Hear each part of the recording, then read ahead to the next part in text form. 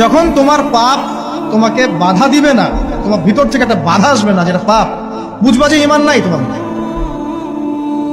যখন ভিতর থেকে পাপ করলে একটা বাধা আসে, বুঝবা তুমি ঈমানদার। মানে পাপ করলে যদি বাধা আসে ভিতর থেকে যে না আমি একটা খারাপ কাজ করছি, আল্লাহর কাছে আমাকে তওবা করতে হবে, ইস্তেগফার করতে হবে, তখন বুঝবেন যে আপনার ভিতর ঈমান আছে। এই জন্য আল্লাহ পাক আপনার মনের মধ্যে এই চিন্তা নিয়ে আসছেন। আলহামদুলিল্লাহ। যখন পাপ করতে করতে দেখবেন আপনার মনে কোনো ফিলিংসই নাই, তখন বুঝবেন যে আসলে আপনার ভিতর ঈমান আর কিছু বাকি নাই, যেটা আছে খালি ফসকার মতো, একটা নুক্তার মতো। তার মানে একজন লোক জানাকারী হতে পারে, সে যতই ভালো হোক, যদি সে মহিলার সাথে নীরবে সাক্ষাৎ করে বিবাহ বহির্ভূত সম্পর্ক, তাহলে আমরা ওকে জানি বলি। কি বলি? কি বলি? জানি। কি বলি? মানে জানাখোর। কি বলি? কিন্তু আফসোস, আজকে সমাজে মুসলিম এটা মেনে নিয়েছে যে লোকটা জানাকারী কিন্তু মুসলিম, লোকটা সুদখোর কিন্তু মুসলিম, লোকটা মদখোর কিন্তু মুসলিম, লোকটা উগ্র উচ্ছৃঙ্খল কিন্তু মুসলিম, লোকটা মিথ্যেবাদী কিন্তু মুসলিম, লোকটা জালেম কিন্তু মুসলিম। আফসোস, মুসলিমরা এটা তাদের মাথা থেকে বাদ দিয়ে দিয়েছে যে ঈমানের সঙ্গে সঙ্গে শিরিক করে মুশরিকও হয় মুসলমান। এখন বলবে পোশাক যার যার অধিকার, মাইয়ারা ছোট ছোট পোশাক পরবো, তোমরা কি তোমরা সিরিয়াস হবা কেন?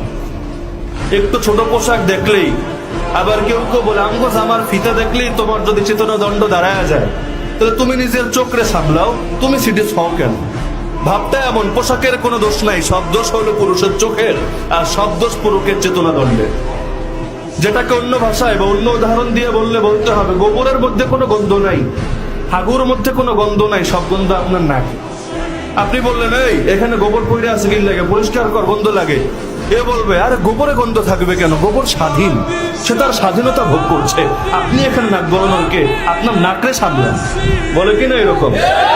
একই টাইপের উদাহরণ এবং একই টাইপের দলিল দিবে। আমরা ছোট ছোট পোশাক পরছি, কি হয়েছে, তোমরা টাকাও কিনলে, নজরের হেফাজত রেখো। কেউ কেউ আরো অ্যাডভান্স কোরআনের আয়াত শুনে যায় যে সূরা নূরে আছে, আরবি তো বলতে পারে না, বাংলাটা বইলা দেয়, মুমিনদেরকে বলে দেন তারা যেন দৃষ্টিরে নামায় রাখে আর নিজেদের ডান্ডারে হেফাজত করে। বলে না এটা? আয়াতটাও শুনে দিবে। তো নিজে ঠিক হয়ে যাও তুমি, আমাদেরকে নিয়ে চিন্তা করার দরকার কি? তাহলে খুব স্বাধীন না যে পোশাকের ব্যাপারে কোনো আপত্তি করতে পারবেন না, গ্রামে গঞ্জে মফস্বল এলাকায় যে পোশাক ইচ্ছা সে পোশাক পরে যাবে। এমনকি হাইকোর্ট থেকে পর্যন্ত এটা নিয়ে মন্তব্য করলো যে নরসিংদীর ঘটনায় যেই নারীকে জড়িয়ে পুরো মামলাটা দাঁড় করানো হয়েছে এবং একটা 60 বছরের বয়স্কা মহিলারে 2 মাস জেল খাটানো হয়েছে, এটা ঠিক হয় না, এটা ভুল হয়েছে। এই যুগের শ্রেষ্ঠ যুবক সে যে বলতে পারবে মুখ ফুলিয়ে, বাবা মা আপনাদের যাকে মন চাই বিয়ে করান, আমি রাজি। ঠিক কিনা বলেন না? আমি মনে করি সে সমাজের শ্রেষ্ঠ যুবক বর্তমান সময়ে, যে তার বাবা মাকে এখতিয়ার দিতে পেরেছে, এই বাবা মাকে তাদের স্বাধীন ইচ্ছা দিতে পেরেছে যে আপনাদের যাকে মন চায় আপনি শাদী করাতে পারেন, আপনাদের কথা মতো আমি প্রস্তুত আছি। আমি বিশ্বাস করি ওই সংসারে সারা জীবন বাবা মার দোয়া থাকে। ইফতারির আগে যে দোয়া, ওইটা আল্লাহ ফিরায় না। ইফতারি করার আগ মুহূর্তে আমরা যে পেঁয়াজু, আলুর চপ, বেগুনি, এগুলো খান আপনারা? রুয়াবজার শরবত খান নাকি? এই যে সাজায় রাখা হয় ডিজাইন করে, এইগুলো রেখে যখন দোয়া করেন, এই দোয়াটা আল্লাহ শুনে খুব। আল্লাহ বলে কিরে ফেরেশতারা ঘটনা কি, এত খাবার কেন? আল্লাহ রোজা রাখছে, কি চায়? আল্লাহ ক্ষমা চায়। তো খায় না যে তৃষ্ণার, তো আল্লাহ আপনার ভয়, আমারা দেখছে না, আল্লাহ আপনারা দেখে নাই, জান্নাত দেখে নাই, আমার জাহান্নাম দেখেছে আল্লাহ কিন্তু জানে, তারপরে ফেরেশতাদের মুখ থেকে বের করা হবে। সুবহানাল্লাহ পড়েন। আমার জাহান্নাম দেখেছি কিনা বলো? ফেরেশতারা বলে না, জাহান্নাম দেখে নাই। আমার জান্নাত দেখেছে কিনা বলো? জান্নাতও দেখে নাই, কিছুই দেখে নাই, আপনারও দেখে নাই। আল্লাহ এবার খুশি হয়ে যাবে। আমার খুশির জন্য আমার ভয়ে তৃষ্ণার্ত ক্ষুধার্ত সামনে খাবার হাত বাড়ালেই খেতে পারে, গ্লাসটা তুললেই পান করতে পারে, আমার ভয়ে খায় না, আমার ক্ষমা চায়, আমার কাছে ক্ষমা প্রার্থনা করে। এখন আমার বান্দা যা দোয়া করবে, বান্দার সব দোয়া আমি কবুল করে নেব। ভাইয়ের স্ত্রীকে ভাবি না ডেকে বড় আপু ডাকাটাই সবচেয়ে উত্তম। এই জিনিসটা বুঝবেন, আমি কেন বলছি আপনারা একটু পরে বুঝবেন। ভাইয়ের স্ত্রীকে ভাবি না ডেকে বড় আপু ডাকা স্বামীর ভাইকে দেবর না ডেকে ভাইয়া বলে ডাকা, এটাই সবচাইতে উত্তম বর্তমানে। কারণ এই পর্যন্ত কোন ভাইয়ের হাতে বোনের ইজ্জত লুণ্ঠন হয় নাই। এটা একটা কমন সেন্সের বিষয়, একটু বুঝবেন। আপনি যখন মাথায় বসাই নিবেন এটা আমার বোন, শয়তান আর এখানে দুষ্টামি করার কোনো সুযোগ। বোনে যখন বসাই নিবে এটা তো আমার ভাই, ওই দুষ্টামি করার কোনো সুযোগ, কারণ সম্পর্ক হয় পরে, দুষ্টামি শুরু হয় আগে। আর প্রত্যেকটা কিছুর মাঝখানে শয়তানের ইন্ধন থাকে। তো সেজন্য নবী বলেছেন এটার থেকে বেঁচে থাকবা তোমরা।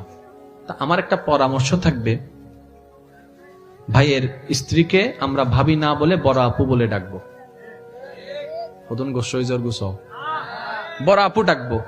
আর আমার ভাবি যারা আছেন, ভাইয়ের বউ যারা আছেন, ওনারা আমাদেরকে ভাইয়া বলে ডাকবেন, বড় ভাইয়া, ছোট ভাইয়া। তাহলে এই সম্পর্কটার মধ্যে একটা পবিত্র ভাব চলে আসবে। আরেকটা অনুরোধ করব, মানলে পারলে রাখবেন, সন্তানদের মধ্যে একজন থাকুক, দুইজন থাকুক, ভাইয়ের ছেলে থাকুক, বোনের ছেলে থাকুক, মেয়ে থাকুক, যারা থাকুক, এদের মধ্যে কথা বলা বলি শুরু করবেন আপনি দিয়ে। কি দিয়ে? আপনাদের কাছে অনেকের কাছে এটা অড মনে হতে পারে, কিন্তু এটা ফিউচারে কাজে দিবে।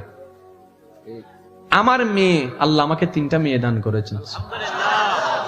আমার ভাই মুফতি সাইফুল ইসলাম বাড়িকে আল্লাহ একটা রাজপুত্র দান করেছেন।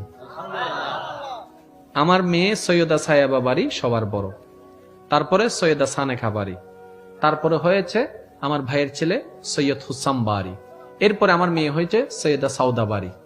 তাহলে 2 মেয়ে বড়, ভাইয়ের ছেলে 3 নাম্বার, আর মেয়েটা তো ছোট্ট যেটা কোলে, এটা বাদে দিলাম।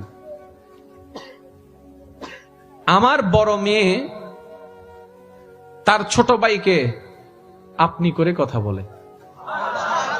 আরো মজার বিষয় কি জানেন? হোসাম বলে না, বড় ভাইয়া ডাকে।